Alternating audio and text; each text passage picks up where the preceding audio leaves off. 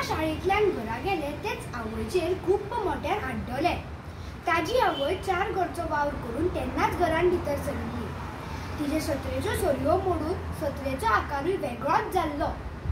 पावस रगतालो आनी ती चिप्प भिजिल्ली। घरान सोडून तिणें आपली ओली साडी पिळून काडली आनी नळ्यांतल्यान घरान गळटा ते ल्हान ल्हान तोप दवरले। चुली कडेन वचून लांकडां पेटोवन शीताक दवरले। लांकडाय जाल्ली ओली, देखून नळयेंतल्यान फूंक मारूनय उजो पेटना जालो। सगळे कडेन धुंवर जाल्ल्यान तिजी दुकां तिजी परिस्थिती लिपयताली। रमाचो आड्डो आयकून आवयन म्हळें, "येले गो बाय, चल वोसोन ओले कपडे बदलून यो। चुलीवेलें शीत शिजलें की वाडटाय तुका। हांव जेयचें नाय आज, पोट भरला म्हगेलें। तुगे शीत रोस जेवन विटलां हांव।" श्वेताचो वाडदीस आसलो शाळेंत। तेणें पिझ्झा आनी केक हाडलेलो। कितें ती रूच, तेजे वासानू पोट अर्दें भरलां। तूंच घे जें रांदलां तें तुवें। रमाची उतरां आवयच्या काळीज कापताली।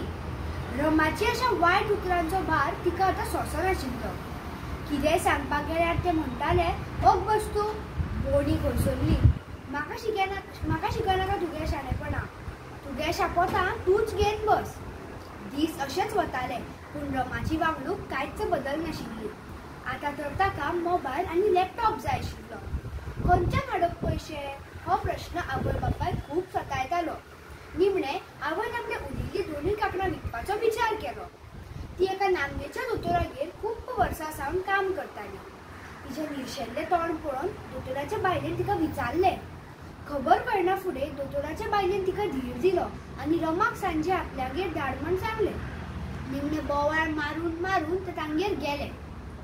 दोतोराच्या बायलेन रमाक च्या आनी खावपाक दिलें आनी ताच्या अभ्यासाची बी वासपूस केली। इतल्यान दोतोर भितर सरलो। रमाक पळोवन ताणें म्हणलें, "रमा, कशें चल्लां गो तुजें शिकप बी?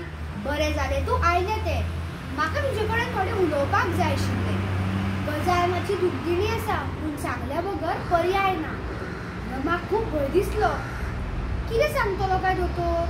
आवयन आपली कागाळ बी केली काय कितें? आसूं, तिका सारकें दाखयता घरा वतकर। रमान मनान म्हळें, "कसलो विचार चल्ला गो रमा? भिवपाची गरज ना, पूण काळजी घेवची पडटली। तुज्या आवयचें प्रेसांव खूब वाडलां आनी ती कश्ट करीत आसा। काल तिका आमगेर काम करतना घुंवळ आयली। मागीर तिका हांवें तपासून हाडलें। तिजे काळजाचें ऑपरेशन करचें पडटलें, ना तर तिजें जगप कठीण।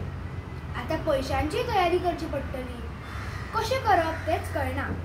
तिजे कडेन आशिल्ली कांकणाय तिणें काल विकपाक दिल्यात।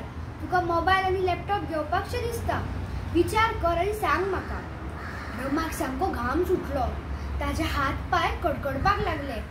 आवय बापायक कितेंय जाल्ली सोंसपाची तांक नाशिल्ली ताच्यान।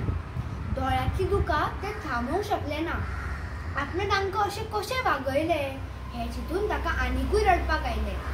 इतलें हुशार आसूनय इतले सकयल्ले पातळेवयलें कशें जालें? खंय गेलें म्हज्या भितरलें मनीसपण, तो मोग, ती माया?